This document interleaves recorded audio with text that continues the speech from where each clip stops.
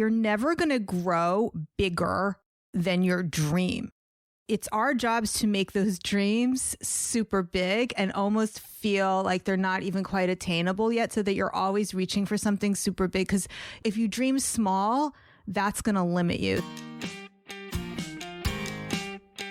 Today's episode is sponsored by the Artist Incubator. If you want to go from so-so sales to sold out collections, I can show you how. Go to schulmanart.com/BIZ, as in biz, to apply for a free profit planning session and learn more about coaching with me. It's the Inspiration Place podcast with artist Miriam Schulman. Welcome to the Inspiration Place podcast, an art world insider podcast for artists by an artist, where each week we go behind the scenes to uncover the perspiration and inspiration behind the art. And now, your host, Miriam Schulman. Well, hey there, my art lover, you passion maker, you. This is Miriam Schulman, host of the Inspiration Place podcast. You're listening to episode number 139. I am so grateful that you're here. And shout outs, by the way, to my newest listeners in Nigeria. Incredible, right? Today, we're talking all about making space for motherhood. In this episode, you'll discover strategies for balancing caretaking, whether that's aging parents, baby humans, baby fur babies, whatever that is, balancing caretaking with your art and your work. Now, before we dive in and I introduce you to our guest, I want to update you about my baby. No, it's not a human baby.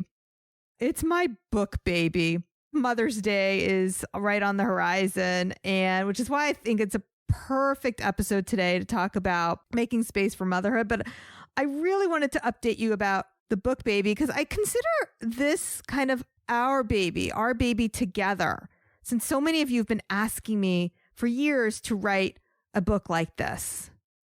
If you've been listening to my podcast for a while, you might remember that I made my goal for 2021 to get a publishing contract, meaning I want to traditionally publish my book. In order to get a publishing contract for a nonfiction book, you need a proposal to send to publishers. I'm going to walk you through the process because all this is new to me. And so I'm going to assume that it's new to you as well. So you don't just write a book and give them the book with nonfiction. You need a proposal that describes who you are, who cares about this book, what your platform is, meaning your followers, your network, your bio, and then an outline of the book and all the chapters and who the ideal reader is. And you have to research the market. It's a huge deal. It's actually like 60 or 70 pages just to write the proposal. And it includes some sample chapters that takes part of it as well. Now, what happens is once you write the proposal is actually what the publishing houses look at when they decide whether or not they want to invest in a book, whether they want to publish the book. So they're going to be investing money and resources and paying you, the author. The proposal is really a sales package that helps them decide if this is a book they want to print or not. Now, most authors do this using a literary agent to broker the deal, and that is the route that I am going. To get the literary agent, now some agents will take you on without a proposal, but most won't. I had a proposal when I approached my literary agent, and the one that I signed with, which I'm very excited to tell you, I did sign with a literary agent. She actually had me rewrite it.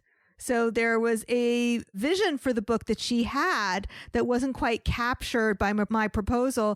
And she was willing to take a chance on me and give me the guidance to rewrite that. And by the way, not all agents will do that. There were some agents I approached who probably shared Michelle, that's the name of my agent, Michelle's vision for the book, like the type of book that I'm writing now, but didn't have the time to, or didn't want to take the chance or the risk of helping a new author shape the proposal.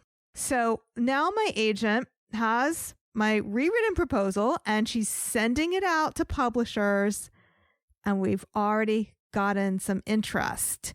So it seems like things have happened really fast, but really I just haven't been updating you on the journey. So I had approached Michelle back in the end of January, and it took a good month to 6 weeks before we finalized our contract together. And I had to also rewrite their proposal.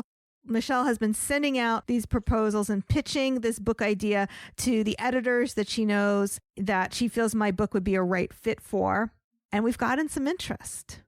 We've gotten interest, which means this is going to happen. Now, I can't share any more details with you because that would mess with the negotiations. But I promise that you're going to be the first to know as soon as I DocuSign that deal. Pinky swear. So the book baby is happening. This is getting published, and I can't wait to put this forward in the world. All right. So now I want to introduce you to my guest, Lianne Kim. Now, she also has just published a book, and she went the other route. She went the self-publishing book route. So in addition to today's interview, where we're going to talk all about being moms, I invited her to join me inside the Facebook group, or my free group, The Inspiration Place, so we can discuss the pros and cons of traditional publishing versus self-publishing. And we would love to have you join us. So if you're listening to this episode when it goes live, Lianne is joining me on Thursday, May 6th at 2:00 Eastern Time. The event is free, and all you have to do is request to join the free Facebook group. You can find that over at schulmanart.com/group. We'll make sure we link to that in the show notes. If you're not on Facebook, or you can't make it live, or you're listening to this way after the fact because you just discovered me and you're binge listening to episodes, don't worry. There will be a replay. Go search for it over on YouTube. It's called Book Babies. Now let's move on to the show. Lianne Kim is a business coach and founder of Mamas and Company, a community for mama entrepreneurs. She is the host of the widely popular podcast, The Business of Thinking Big, and the author of the brand new book, Building a Joyful Business. Lianne is on a mission to help women make a great living on their own terms, doing what they love. Please welcome to the Inspiration Place, Lianne Kim. Hey there, Lianne. How are you? I am doing great today, Miriam. How are you? Like you hesitate. It's like, wait, did I say her name right? Did I switch her last name? Like, was there something really wrong went there? Did I? No, if I did, like, no, that's not my last name. What are you doing? I was thinking, do I tell the truth and say like things are a little challenging right now? But yeah, your kids are home today? Yeah. So I live in Toronto and schools have been on again, off again. We were home for all of January and February. March, we were back in school. And then we just found out the other day that kids are home again for the foreseeable future. So we're juggling, my husband and I are both working from home. The kids are trying to do their schoolwork. It's like a co-working space around here, I tell you. Well, this is exactly why I wanted you on the show today, because my children, don't kid yourself that they get that much easier as they get older. My 23-year-old and 20-year-old, I don't have the same issues that you do. And I really wanted to have you on because I do have a lot of people in my community who are mothers, and also not just mothers, but who are caregivers. So they have that added responsibility to their families, in addition to being the caretaker of their creativity and the caretaker of their business. Lianne's in my mastermind, and you are so inspiring with those strategies. And because you are so in the thick of it, I'm kind of like, that older parent who doesn't remember what it's like to be a young kid anymore. So I'm so happy you're here. But before we get into it, I just want to share a quick story that you're talking about having your kids home because of quarantine. My kids had asked me, Mom, what would you have done if you had to homeschool us? So I'm dying to know where this is going. Right? Well, I don't think I've shared this story in the podcast, and it's super funny. So I said, well, you have to be more specific. Just pick an age. How old were you when this hypothetical is happening? My son says, okay, I'm in 6th grade and Talia is in 9th grade. I go, perfect. I have the answer for you. Seth, 6th grade does not matter. I don't care what your teachers say. You could take this year off. Talia, you were too young for ninth grade. Anyway, I'm holding you back a year. You'll do ninth grade next year. Like, done. Like that was, I love it. Well, that's my thought before the pandemic kind of wore on to year two. Yeah. Yeah. And let me be clear. I have a ton of respect for stay-at-home moms and for homeschooling moms. That's just not me. It's never been who I am. I've always loved to work. And actually, I started my first business, which ironically enough was a painting business, an art business, when my son was a baby and I was on maternity leave with him. And even then, like I was doing it because my brain just needed something to do. I've always really loved being someone who juggles a lot of different passions, and family is just one of those things.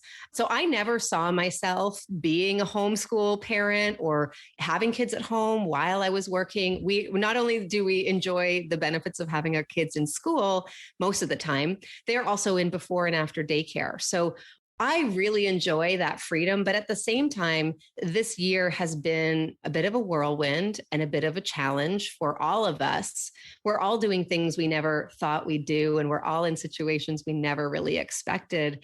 And especially those of us who are trying to run a business or, run our creativity empires while caring for others. Yeah. It can be really overwhelming and really frustrating. Absolutely. And that's why I had asked my kids to be specific, because what my business looks like now, it didn't look like when they were younger. And I didn't work 9 to 6 or whatever. I don't even know what I work now. Who knows? I wasn't doing those things then. I mean, I was really in the trenches with them. I didn't have help from a housekeeper or a nanny. The kids came home from school, and my kids, even as you learn, as your kids get older, you don't have diapers anymore, but now you have this kid who maybe takes after you because they're ADD and you have to sit on them or they're not going to do their homework. And suddenly that's the full-time job. So, I definitely have compassion for whether it's the running it now with the quarantine, which is super challenging, or even just the regular challenge of managing it all so that you do have quality time with your family, however that looks, and the responsibilities you have, as well as taking care of yourself. I have a friend of mine whose kids are slightly older than mine, and she always says, little kids, little problems, big kids, big problems. Correct. You don't just have no problems as your children age. And I'll be honest, I think we have it pretty lucky because our children, I had my kids very close together. So they're in grades 2 and 3 right now. And for online learning at home, I also think that's just a super adaptable age. It's also a really fun age. So far, it's my favorite. I have to be honest. I was never really the mom who was obsessed with babies or toddlers. That just wasn't my jam. Same. But now that they're now that they're kids, it's you can do stuff with them, I'm still not the mom who gets gaga over other people's babies. Yeah, no. But my husband's like, look at that baby. I'm like, so? It's Mine too.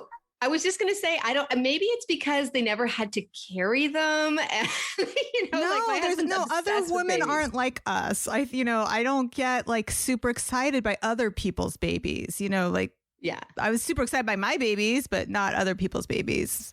All right. I want to make this super actionable because another reason why I'm so happy to have Lianne here is we have inside our mastermind, she was sharing tips with a expectant mom about how to take care of business when you are actually, even before the baby comes, taking care of that pregnancy can feel challenging.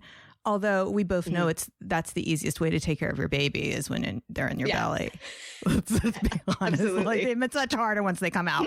So can you share some of those tips? One of the things I would love to share, and again, this is whether you are a parent or you're caring for somebody else. One of the things that I had said is really keep in mind the business that you want to build. Right? This is nobody else's journey but yours.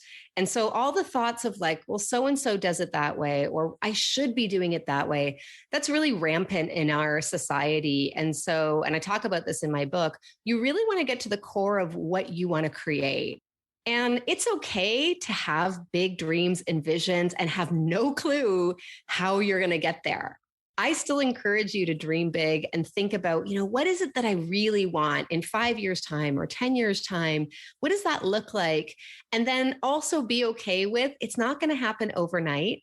You will find a way. truly, like I think about everything that I've done. I've only had a business since in the last 7 years since having children. That's when I started my community. There are so many things I've accomplished in that 7 years, but it didn't all happen at once. And so like my first tip is really get clear on what a joyful business or venture feels like for you. And then start to think about, what are the most important things? I think I shared this with our mutual friend, Camilla, in the group. Really think about like, what are the most important things that I need to get done today versus like, what can wait? And that I would say has become my superpower over the last year, because there were days where, I'd be working 30-hour, 40-hour weeks. And then boom, we'd have a day's notice that our kids were at home. And all of a sudden, back in the early days of COVID, we had no childcare. We had no online learning at all. So it was us, 100% on us. And so I literally went from doing, 7 or 8 hour days to like, holy shit, I could only have 3 hours today. I want to circle back to something you said in the beginning, because we're moving quickly and I don't want something that you said that was so important to get lost. So You said the first tip really was to get very clear on your vision. And one thing that I always try and encourage my audience to think about is that you're never going to grow bigger than your dream. It's our jobs to make those dreams super big and almost feel like they're not even quite attainable yet, so that you're always reaching for something super big. Because if you dream small, that's going to limit you. So I think that's super important that you share. That's the first one. And then I want to just be very clear that tip number 2 is getting very efficient by eliminating things that probably don't matter anymore. And that is something that I do, and I'm sure you do as well, Lianne, with my team on a weekly basis, is we'll sit there and we'll go through their tasks and reevaluate. Should she still be doing this? Is this important? Why are we making these Pinterest pins? Are we actually getting traffic from Pinterest? Yeah. No, we're not. We're getting it from over here. So like, why are we wasting time creating these pins? So we're always looking at, is everything that all those shoulds that are on our list, are they still shoulds? Totally. And when I say prioritize too, myself, it's sort of myself and then the 2 top ladies in my team who make these decisions. And they were actually really looking out for me. In my case, it was them coming to me saying, okay, here's the project that's right in front of us. And here's the project that we've been talking about that's still 2 or 3 months away. Let's back burner that and let's focus on the one that's at hand. And so we got very good at saying, what's most important this week? What's right coming down the pipeline versus like, not only like what isn't essential for the team to grow, but like literally what is not happening this week. And they're great. They really do keep me in check, and they look out for my emotional well-being. Their kids are also a little bit older, so they're able to provide that for me. But that perspective is really, really key. And sometimes you have to make those tough decisions, and it's not a no forever. It's just this isn't important right now. I don't know that my team really reins me in quite that way, but occasionally I'm like, oh my gosh, I'm so sorry I told you to work on this, because this bright, shiny thing, it's great, but it's taking us away from what our first quarter priority is. So for example, I really wanted to put out there a little horse class, which is out there now. But last quarter they were working. I was like, oh, wait, we really have to finish this other thing over here. Let's slow down. It's important also to think about, sometimes you do need to slow down in order to speed up. Yes, totally. And we've experienced that as well, where there's moments where we're like, oh, we could really put out this thing right now and people would respond to it. We'd absolutely make sales. But if we do that, then here's all the other stuff we're not going to be able to have bandwidth for. And I'm a big believer in, my word for this year, for 2021, was space. I don't know if I shared that with you. No, tell me why you picked that word. I love word for the year. Mostly because I don't have enough of it right now.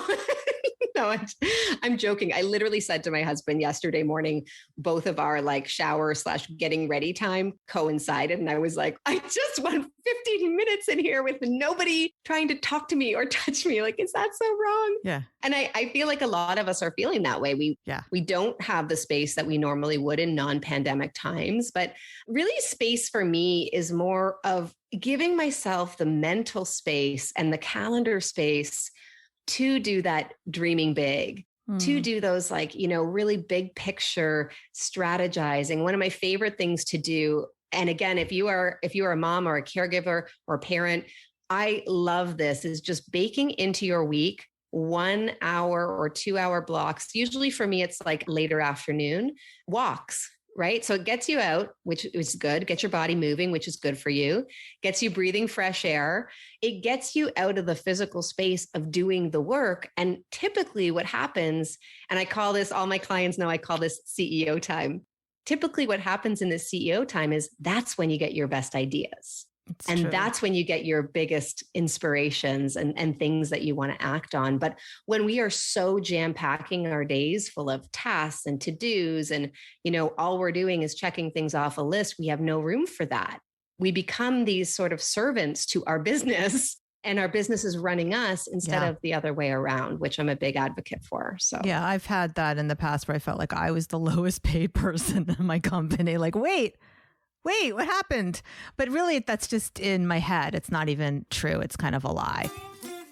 By the way, I wanted to make sure you know that I am taking applications for the Artist Incubator Mastermind for 2021. If you're lacking a solid strategy or winning mindset and you're disappointed with your current art sales, I can help you.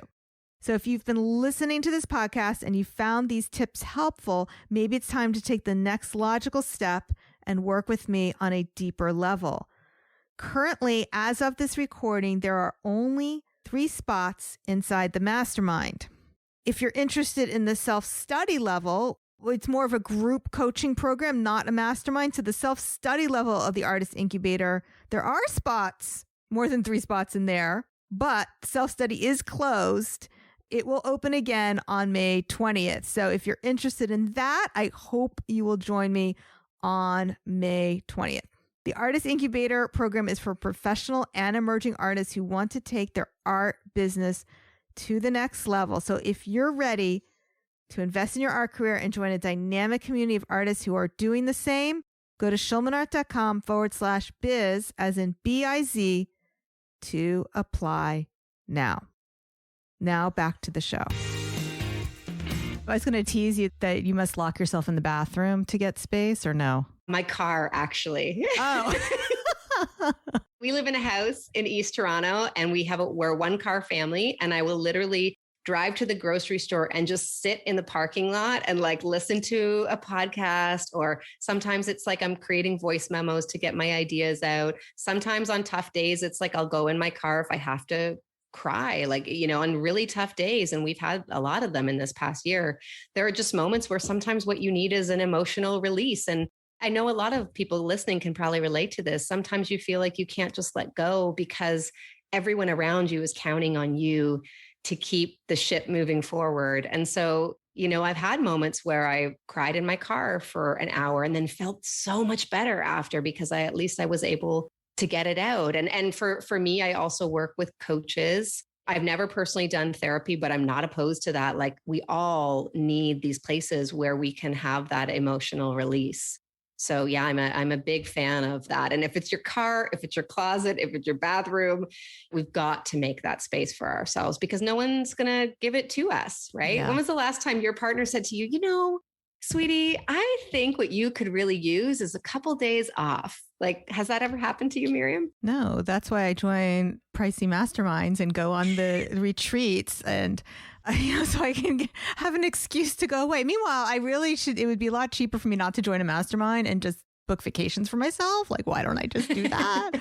No, I really very much enjoy being part of a mastermind. I think it's super important to surround yourself with people who are having similar challenges as you, not just the business challenges, but the personal challenges of keeping everything together, and to feel less alone in all of this. And I also see that and I'm sure you do as well, Lianne, in my own communities, like those strong bonds that form between them, because it's hard to find people like us. We don't always remember that because we're always looking at those people. We're looking at the people who are have those businesses who are ahead of us, who are artists who are ahead of us, who are people around us. But then in our communities, in the IRL world, it's like, where are those moms who have their own businesses? And that is exactly why I started my community. I don't know if you even know the story, but it was quite by accident. I had 2 small kids. I had a full-time job. I was not really looking forward to going back to it after basically like 2 years off on maternity leaves, because that's what you get up here in Canada. We get these nice, delicious maternity leaves. I had one for each kid. My colleagues used to joke that I was on the every other year plan at work, because I would be on and then I'd be off with a kid and then I'd be back. And one of the things that happened was, as I was heading back to this day job, I realized how little I was just not at all lit up to do it. And I had these little side hustles and these little like projects that were making a bit of money. And those lit me up beyond belief. I just posted in a local, God bless Facebook. I just posted in a local Facebook group. It had about 2,000 moms from my neighborhood in it, from East Toronto. And I posted and I said, does anyone here have a business and want to get together for a glass of wine and talk about it? And the response was overwhelming. And so within a matter of days, I had like 300 people in my own free Facebook group at the time, because they had no one to talk to about this, right? They had their mom friends who mostly were not self-employed, or they had maybe their entrepreneur friends that didn't have the challenges of being a parent. And so what I found was, I was like, whoa, I'm really onto something here, because these women, every time we had a pub night meetup, it would just be more people and more people. And I thought, okay, I got to figure out how to scale this, and eventually I realized, oh, this is a business right here, this right here. And the piece that made it really the business for me was the night that I had them all over to my house to learn about sales, because that was my background. I came from sales and marketing, and these women were amazing, but they didn't have that same knowledge. And a lot of them were very fearful of selling themselves. And so I did a little sales presentation, and somewhere in the middle, I was like, oh my God, this is what I was born to do. And that's when I really had the idea of becoming a business coach. So, our communities, when we surround ourselves with people like us who have the same dreams and hopes, that's where we start to, again, see our best business opportunities unfold. So those communities are really, really important. So important, because in any area where you may be lacking belief in yourself, seeing somebody else who you feel is like you succeed is more powerful than anything. Lianne, you can preach, this will work, and I will do the same thing. And it's not until somebody in my program actually does it and everyone else sees, oh, that actually works.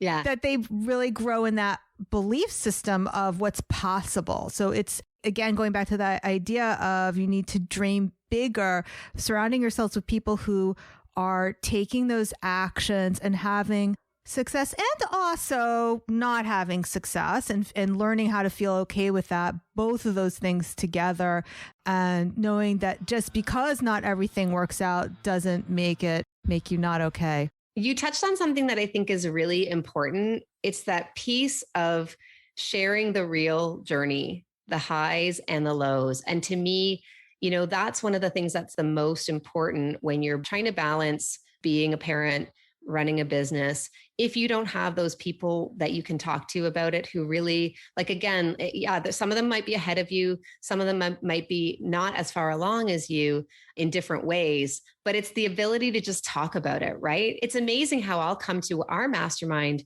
thinking, oh, this is what I need today. And I leave having like a totally different nugget of inspiration because of something maybe you said, or maybe our mutual friend Lauren said, and all of a sudden I'm like, oh yeah, that's genius. I'm going to go act on that. So those conversations about the inside, what it's really like. And then also, like, what I think one of the things that you and I really vibe on is that inner game piece. Yeah. Right. How much of this is really the inner game? And I say it's like 90% inner game stuff. Oh, 100%. Yeah.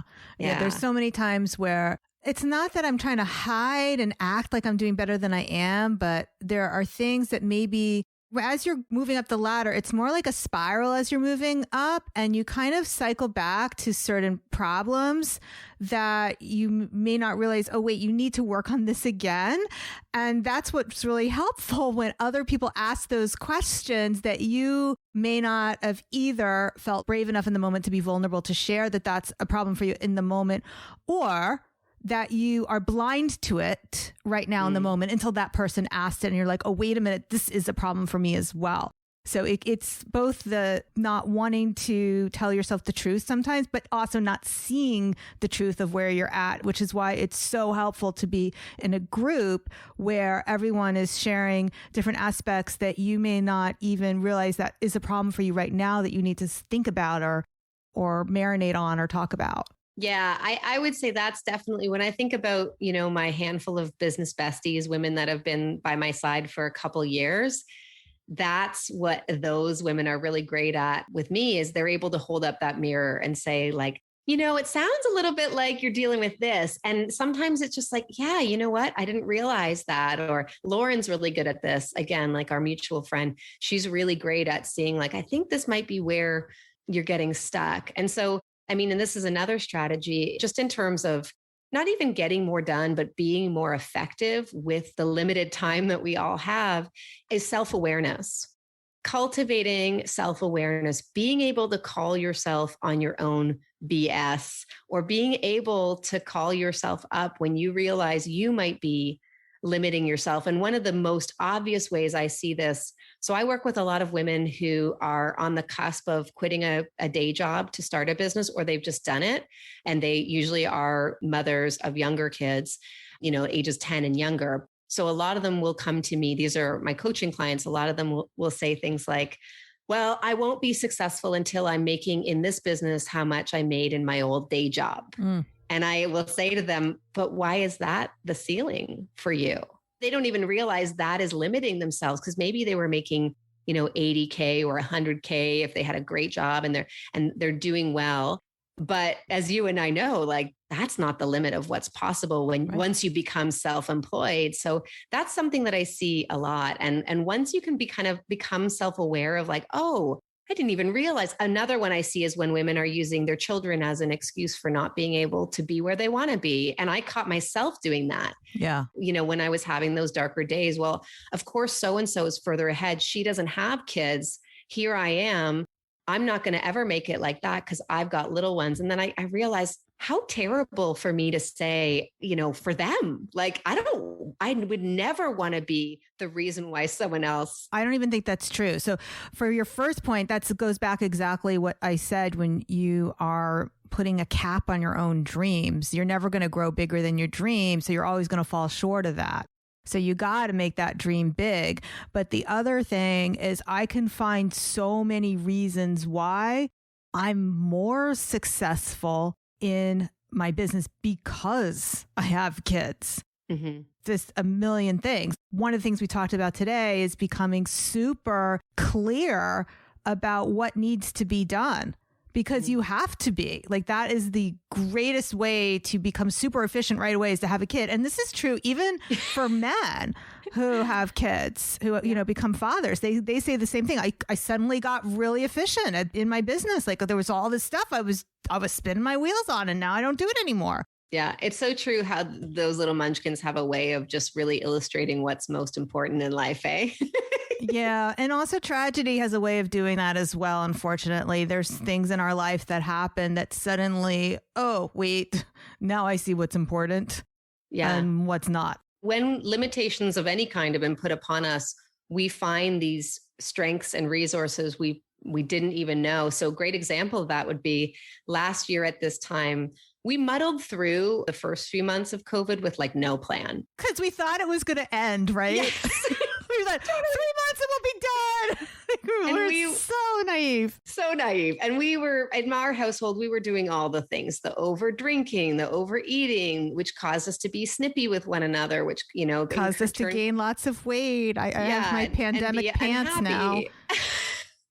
Yeah. And so one of the things that when I finally kind of caught myself and I was like, but for me, physical fitness is really important. I can't really be me if I'm not moving my body every day. So, and in minimal ways, I'm certainly not like some sort of bodybuilder, CrossFit, nothing like that. But I realized, if I could get up at 6:30 and do my 20 minutes walk or run before the kids even needed me, which is like breakfast time and all that, then at least I know I've done that. So I will tell you, I never got up at 6:30 before COVID. I was not interested in that. I knew that I'd have the time, but because of COVID and because of the restrictions, I had to make the time. And I think that's what happens a lot of us when we're in these situations where we're caring for others and we need to be on all the time is we find resources within ourselves we never knew were there. That's so true. So Lianne, you just finished writing a book. Tell us about it. It's called Building a Joyful Business. And it's my very first book ever. I was inspired to write it because of some of the stuff we talked about. And I think some of the ways in which we've all been struggling over the past year.